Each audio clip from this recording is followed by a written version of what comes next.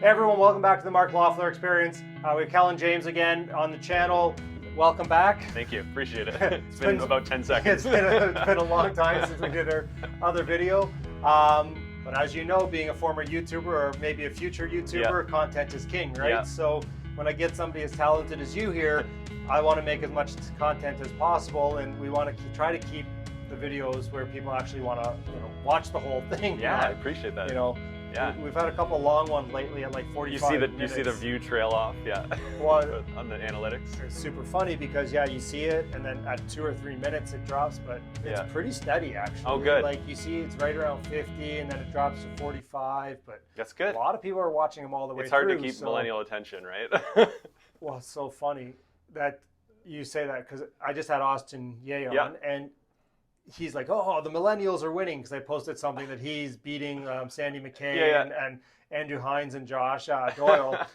And I'm like, well, to be honest with you, like I didn't have a lot of, like, my viewership was not millennials before he came on. Right. So maybe he introduced a whole bunch of new people to my channel. That would be amazing. I'm sure he would, for sure. Yeah. So anyways, want to do this second video because, I mean, you're a pretty interesting guy. You've done a lot. You've retired off your cash flow from real estate. Yep. And I mean, I think a lot of people could learn a lot from you. So yeah. Well, I mean, I could just basically start with how things started for me. So I did a computer science degree and moved to London. And I paid, during my computer science degree, I kind of worked a total of 4 different jobs, co-op positions and stuff like that. And that's how I paid my way through university.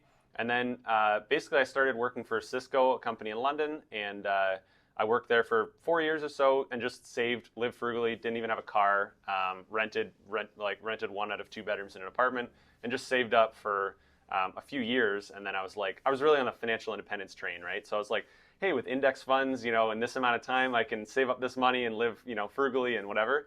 And then I was like, well, it'd be kind of cool to get a duplex and live in half. And then I started getting into bigger pockets, and so after some years of saving, I had about 120 grand saved up, which was pretty good for my age. I ended up being about 26 at that time. And so bought my first duplex. I did it with 5% down, lived in half, rented out the other half. And now I was living for free, and I was ready to kind of take on, a proper BRRRR, and that was my intention. So I ended up... I guess bigger pockets, BRRRR would have been a thing. Oh, then. yeah. Because when I started, like, I mean, we're talking 17 years ago. I don't even know if there was YouTube back then. I don't think. I think that's right on the edge. I think it was. Yeah. It's right on that cusp. But like nobody talked about BRRRR. No. Nobody talked about house hacking. Like we all did it. Oh yeah. Like they were doing cash out refis. We're so smart. We're the only ones that know about this, right? So yeah, it's causing a lot of demand in the market right now. Now that education and knowledge is out there. But yeah, so once I was living for free in that property, still working my day job, I ended up buying 2 more properties. I closed on the same day on a duplex and a triplex. And that ended up being one of my better deals for a long time. One of them was on market, one was off market. Which one was the better deal? The better deal was on market. And I paid, at the time, this was in 2017. So at this time, the market was really starting to heat up, although it's obviously still been getting kind of hotter and hotter over the years. But there was lineups and people were overbidding and all that stuff at that time too. And the property was listed, it was a duplex, yellow brick, and it was listed for $155,000, which was cheap at that time, like probably the cheapest duplex on the market. And but it had a tenant that had been living there for 20 years, and the rent was $600, and the typical story. And so I ended up going in at $109,000, and they countered me in the middle at $127, and I was like, deal, because I didn't want to get greedy with it. Where's that property? That one's in Soho in London. Okay, because I used to live right across the street from the Alibi. I don't know if the Alibi bar is there, just down the street from the Fabulous Forum. Okay. When I went to Western. And that's funny. We played $450 for a 2-bedroom back in early 2000s. So late 90s. So. Yeah, exactly. Yeah. This was cheap. This was really inexpensive. So bought it for $127,000, and I ended up doing we ended up changing the stairs, tore out the old stairs, built new stairs. Added 2 more bedrooms upstairs because they were the tenant hadn't been up there in 10 years. So we ended up laying all new flooring, framed up a new bathroom upstairs, put on a new roof, everything. And I got all that done for 25 grand, which was kind of ridiculous because I did a ton of the labor and stuff like that myself. And I just, the best deals and everything I could get at Rona, and like, and it was definitely a lipstick reno, like for sure. Like when I walk in there now, I'm like, this isn't the kind of reno I would normally do. Yeah. But I was able to paint all the kitchen cabinets. Wouldn't do now. Yeah, exactly. But I was able to paint the kitchen cabinets, put new handles on, and you look at photos and you're like, that's a perfectly good kitchen. So I was in for about a little over 150,000, and it reappraised at 250. So I was like, well, this is great. I got all my money out, and I got plus 80 grand, or I don't remember what it was. So I was like, this is... I mean, if you did 20%, you would have got 200,000, so you would have got like an extra 50. Yeah, something like that, exactly. Yeah. So there I had some serious momentum, and I was like, okay, this BRRRR thing really works. And, at that time, I remember that was my second deal, and I was like, should I do a JV on this? And my thought was, well, if this is going to take me 3-4 months and I'm able to get all of my money back out when things are done, well, I'd rather it be my money that I get back out instead of half and half. And I had a good job. I was able to qualify for the mortgage. And so I decided to go in alone, which was kind of scary because the partner I was potentially working with knew what he was doing. And I was like, I'm going to try and figure this out. I mean, my first 3 properties, I went alone. Yeah, I didn't have a partner. Yeah, because mortgages are easier to get at that time, and like in the first few properties. Right? Yeah, definitely. Yeah. Versus when you get like closer to 10 or something. Although, like, I had a sales job and my base was like 24,000, and I think I made like 55,000. And wow. But this is obviously early 2000s, right? So, and mortgages were different then, and this was before the 40-year mortgage 100% days were on rental properties. Man, those were the good old days. Like I was joint venturing with people, and neither of us were putting money in. Right. They had jobs and I didn't, and it's like, oh, this is great, right? So, crazy. Yeah, the financing seemed like nice back then. People were doing like credit card down payments and like all sorts of crazy closing stuff. costs on credit cards, for sure. Like, and everybody looks like a genius now because so that deal kind of really got me started. And then I was like, you know what? I'm going to kind of rinse and repeat this. So, I mean, every deal I was buying after that, I was always trying to get my money back out. So Matt McKeever, Matt McKeever and I met up around that time. So it was 2016. And I was like, well, this guy knows what he's doing. At the time, he had 13 units. And I was like, that's crazy. And I was like, my mind was blown. And I was like, so what are you doing? And I basically I learned exactly what he was doing, and I was like, I'm going to copy that. So he was like, a lot of stuff, I'm buying multifamily properties in Old East Village. I was like, cool, that's what I'll do. And I'm BRRRRing them. R&D, rip off and duplicate. Yeah. So like while I was doing this, BRRRRing and getting money out of every deal I could in order to keep up momentum, we were building London on Fire, which is a local meetup group. And there really weren't a lot of meetup groups at that time. This was kind of one of the ones that really spawned quite a community in London.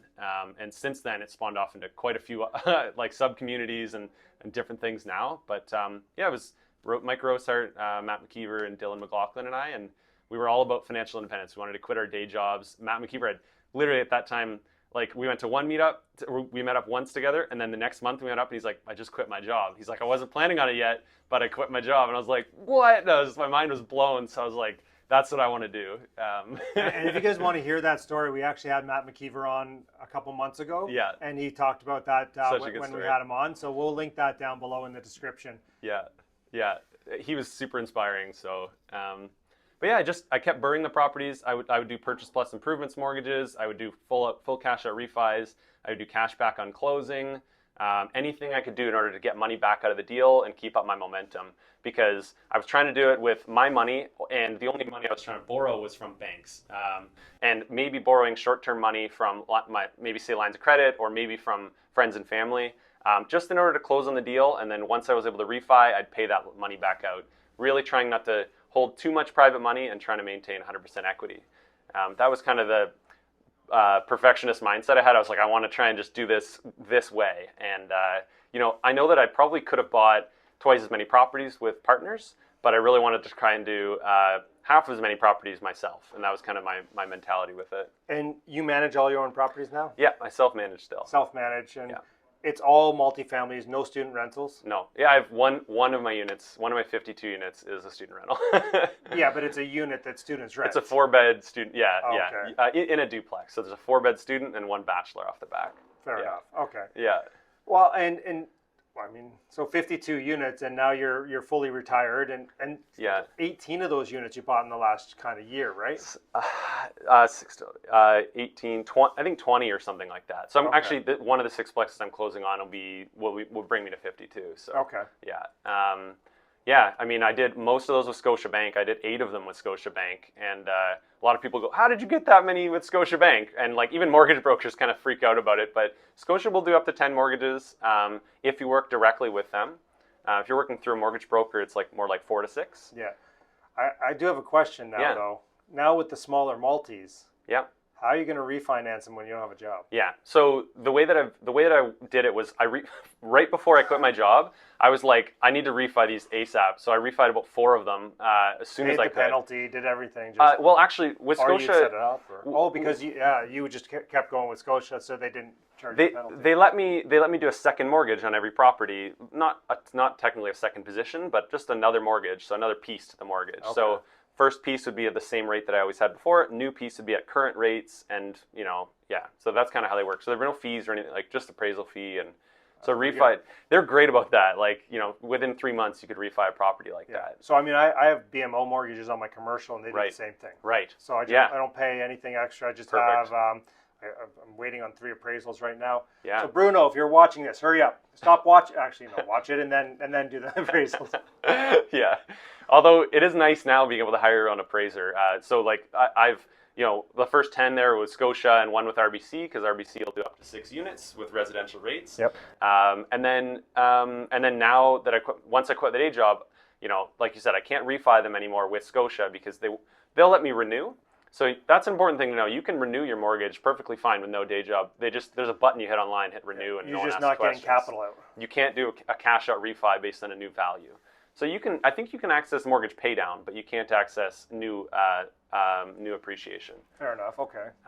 The way to access it now would be to move that mortgage over to another lender and access it at probably 75% loan to value. So I'm doing that now. I'm working with a local credit union, and luckily, based on no T4 income, just purely based on cash flow, I'm able to continue buying. They have no limit on doors. They'll let me move over properties from Scotiabank over to them and reappraise at 75% loan to value. So you do have to be careful with some credit unions because they do have a cap on loan limit. Like, right. I mean, I remember I was with one and they were $5 million, and we used them to buy and renovate and construction loan type thing. And we had 2 with them, and they're like, "Hey, we'll refinance you," and then like, "Oh, here's your loan limit." I'm like, "Oh, wow, great. Good to know." BMO it is, and then move over and just in case we needed them, right? Very good to know. The person I've been working with has been really great. He hasn't mentioned anything about that, and he knows my intention is to continue buying a lot of properties. So it'd be good for me to find out what their loan limit is if they have one. The other thing is then they parse it out to, it depends how big the credit union is, but then they parse it out to different credit unions and whatever. Right. So that's what they did on one of our loans. Okay. Because we were dealing with a smaller one, right? So right. Haldnor Credit Union. Okay, yeah.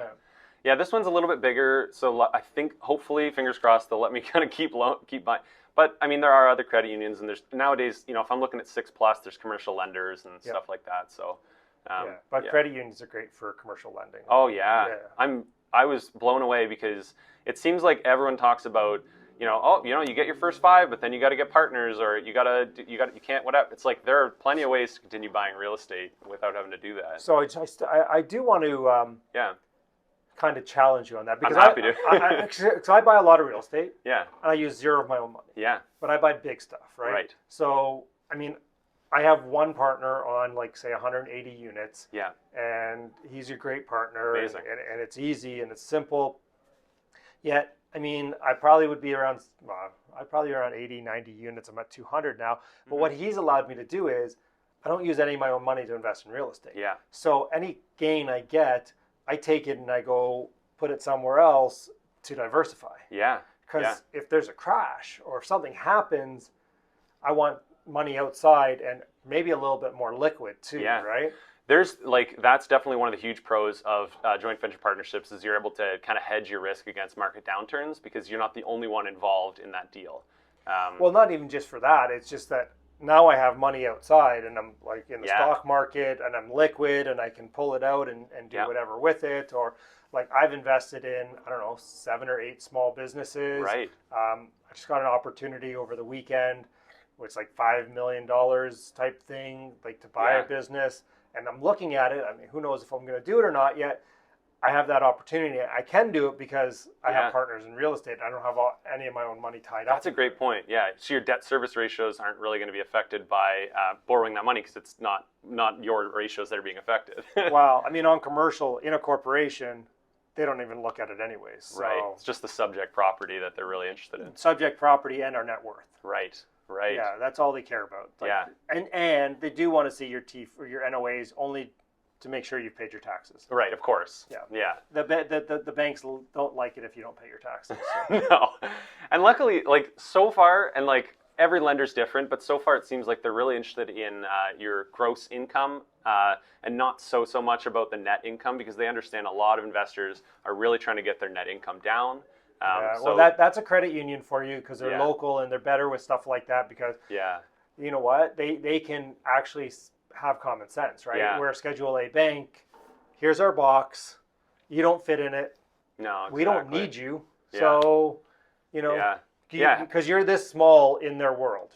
Exactly. Like there's this huge world out there of mortgages, and you're this small. Whereas in the credit union, Yeah. like you can be this. Oh yeah. Yeah. Yeah, like they'll go at bat for you. They'll pass along your narrative to the underwriter and say, look, you know, maybe this property doesn't cash flow that well right now, but the plan is for them to, you know, turn it around, get the rents up. There's the play here, and look, he's done it before in the past with these deals, and Yeah. you can really kind of make that narrative You work can get for the you. story, right? Yeah. So do you get construction with? Have you ever done that yet? I've done like progress draw and purchase plus type stuff, but no, I mean generally I'll close on it and then I'll Fund renovations. I'll fund the renovations myself from previous refi checks or from if I need to borrow private money from friends and family for a short time, I'll do kind of that kind of stuff. Yeah, I mean you have a big enough portfolio, and they've seen it. That Oh yeah. You have a line of credit sitting there. They're like, oh yeah, sure, pay me 8% or whatever. Well, that's and like I try and really keep the risk super low for anyone I am borrowing from. I have lines of credit that are still at zero that I could withdraw from at any time, but I want that to be like there for them to know. Look, I could pay this off at any moment if you needed me to. I really want it to be. I'm trying to come up with like a slow and.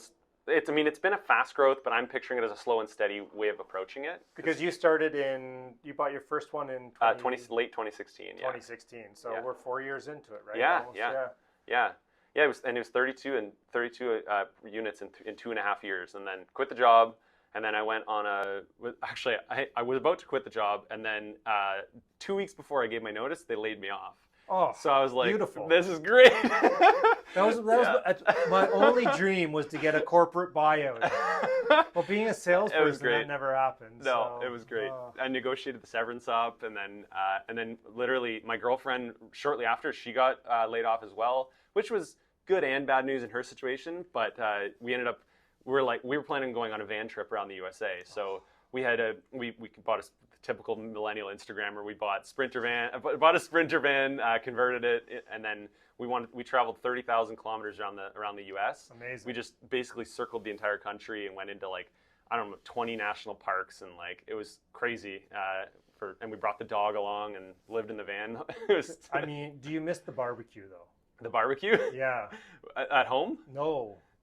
In the States. In the States. Like you go, like there's just roadside stands in like say Florida somewhere, and you go in the barbecue and you're just like, oh my, you're like, I'm going to be 300 pounds. Like this is so good. I miss some of the food for sure. We did, and this is probably the opposite of what you would have done, but we were doing like a vegan food tour. So both of us are vegans. A little bit opposite. Yeah. So, but we'd like every different city we went to, and like some of these big cities have amazing vegan food. So like we were looking at the top rated vegan restaurants in every city, and we were touring all that, and like a lot of ice cream and all that stuff. So we had an awesome. Vegans can't have ice cream, can they? Oh yeah, there's like coconut based, almond based, Well, that's cashew. not really ice cream. Oh, there's Ben and Jerry's. Oh, okay. Yeah, like Ben and Jerry's has vegan ice cream, and All right. Haagen-Dazs. I think we're digressing. You're making me hungry. This is my real pitch. Yeah, there's no way I'm going vegan. I own a steakhouse. Although I mean, if we digress again, apparently they have very good vegan food there. 'Cause Really? One of my good friends is a vegan, and he's like, It needs to have the option. Like, I'll come and have a drink, and the chef found out, and he's like, yeah. and he's like, this is super. And I'm like, You know, Andrew Hines is vegan too, right? I do. So is Matt McKeever. So is Matt Pichet. Okay, there you go. Not going to happen on this YouTube channel. I mean, you guys have all seen, if you follow me on Instagram, you've seen that picture of the Wagyu beef with the bacon about that thick. I don't think that's going to change. So. Yeah. All right, so you're here now. 52 doors once you close on the next sixplex. Yeah. What's it look like down the road? Where like, are you going? What's the goal? I've always struggled to answer that question because, me too. Like, my goal is to enjoy my life and then also continue to grow. So my mantra has kind of been grateful but never satisfied. A good buddy of mine got me onto that phrase. And, you know, it's this like paradox of like, I want to be grateful, I want to live in the moment, I want to enjoy my life, but I also want to continue growing and building my portfolio and growing as a person. So I'm really trying to figure out that balance. And thus far, that's been, you know, working, like I tend to work maybe 2 to 4 hours a day. Like I really don't work a whole bunch, really like a pretty decent work-life balance, but it's enough for me to continue buying a few properties every year. And now if they're bigger buildings, I should be able to add 20 units a year or something like that. And it won't take me long to be at 100 plus doors. And my goal is to continue doing it myself and then enjoy my life and in the meantime. So might be a bit of a challenge. I think that like at some point I might need to hire some management. I'd probably insource it, hire someone that I know. And that's what I did. Yeah. It's better once it's set up and running. Yeah. There's obviously some pain at the beginning. For sure. I mean, worth it. Yeah, 100%. So worth it. And to be honest with you, like it's through that process, I was calling her my property manager, but she's basically my investment manager. Right. Like, because she's there renovating and doing like all that, like managing all that type of stuff. I don't even have to show up at the property. Yeah. Like, one of my 29 units, like the retaining wall fell down. She went out, Right. 5 quotes, engineered stamps, everything's done. Sometimes they do it better than we would have, right? Oh, way better than I would. I'm just like, oh God. Yeah. Well, there's a lot to be said for that mentality of, hey, look, I want to buy a new property, and all it means is I need to come up with the money, whether I'm using it myself or borrowing other money or whatever, partnering, and then I buy that property and put it to the side. It's all taken care of. Management's taking care of it. I just check in on it every once in a while, and that means you can really think, I'm just going to keep buying stuff and putting it off to the side, not having to think about it versus, well, now I have to think about all the units and what's going to happen, what are the renos, and I'm still doing that right now. Actually, I'm lucky enough to enjoy it, so that's a big part of the reason. If I hated it, I've been done with it a long time ago. I love outsourcing. Yeah, well, I mean, I don't hate it. Like, I love being big picture. Yes. I just don't want to get into the details. Yes. So that's what she does great. Yeah. I'm like, here, we'll do this, this, and this. And then she comes back at some point and said, yeah, we can't do this and this. And I'm like, okay, let's just do this then. And they're like, okay. Yeah. Like, we had bachelor units. I'm like, let's just wipe it, make it like open concept, everything, right. Move this. And they're like, yeah, we can't do structural it because, walls. well, it wasn't structural. I mean, this is a 1920s building, and it had clay tiles as the fire break. Oh, wow. So wouldn't be worth it then. If we had taken everything down, all the clay tiles, and then I would have had to do a new fire break. Wow. And I'm like, I'd never seen that before. That's cool. I mean, cool and a pain in the ass in the same way. But, yeah. I mean, it's just different. And I'm like, okay. And so I'm just big picture. I'm like, well, what if we just did like a wall, ran a beam. We can still have an island and still pretty much open concept, except not 100%, right? Right. So, yeah. That's cool. Yeah. So 2 to 4 hours a day. I mean, you're basically living the dream. How come you're not golfing with us more? I need to get into golf. I'm not like a big golfer, but like whatever. We had the investor golf day last week with Andrew. So. Yeah. No, Andrew's asked me and Corey McKinnon and my buddy Dylan McLaughlin. Everyone's kind of into golf. I guess I probably got to get into it. I used to golf a bit. I'll probably give it a shot again, just to hang out with people. Really. You got time. Yeah. My day these days is like I probably get up at 9 a.m. I try to get up earlier, but like, and then I get on my phone, answer some texts, that kind of thing, and then work for a couple hours on my computer or whatever, take some phone calls, and then go about my day. Instagram message me about what stocks he's buying. yeah. Well, actually, it's definitely a bit of a job to maintain social media, but I enjoy it a lot. So, that's not counting that stuff. So, I mean, and like YouTube as well, like. I put out a few YouTube videos right when COVID hit, and then right before COVID hit, and then as soon as it hit, I was like, I just didn't have the momentum or the motivation to keep it up. But my plan is to get back into it. So yeah, there's a YouTube channel that you could jump on and see. Yeah, we'll link it down below. Yeah. I mean, I know a lot of it. People like the question is, what advice would you give to your 5 years ago self? You hadn't bought a property at that point. Right. Oh, yeah. I would say if it was a 10 years ago self, it would have been like, get in this sooner. Like 5 years ago, I guess, yeah, I still could have jumped in at that time because, I mean, I was sitting on quite a bit of capital for quite a while. And like, I mean, my mantra from the beginning, one of my mantras was like, you know, I've noticed anyone I talk to pretty early on, their only regrets were not having bought more sooner, and then just not scaling as quickly as they could have. Well, I mean, I have a good friend. He has about 400 units. Yeah. And every time I see him, he's like, Mark, do you remember we used to drive around Hamilton? There'd be like 7 or 8 apartment buildings for sale. Yeah. You'd go check out 5 of them, and like 3 of them, the numbers would work, and we'd figure out which one we wanted to put an offer in. Yeah. Who knew we should have just bought all 8? Yeah, no, exactly. Yeah. I hate to say it because that's not good advice for people now. Wow. I mean, I guess it could be. Well, I mean, I guess it goes back to, don't wait to invest in real estate. Yeah. Invest in real estate and wait. Yeah. I mean, if you can buy something you're going to live in and house hack and live for free. Yeah. At the end of the day, property value doesn't matter. Yeah. I think like there is a lot of value, and I made a post about this recently, like that sense of urgency. I think that like a lot of the best entrepreneurs, whether you're in real estate or like any other kind of business, understanding that you like having that sense of urgency, understanding that other people are going to do it if you don't do it first, and just like not letting that drive you into buying something that doesn't make sense, but just like spending every hour that you can trying to grow that portfolio as soon as you can, having that sense of urgency, but still buying good deals, you know? So you need to balance that patience with urgency. Try and buy the best deals you can as fast as you can. There you go. Yeah, and for some people that may end up being partnering. So it's definitely, there's definitely different ways to go about this stuff. For sure. Yeah. All right, well, appreciate it. Appreciate your time this morning. Thanks for coming all the way to Oakville to hang out with us, and it was great to meet you. Yeah, likewise. It was a good time. Cheers.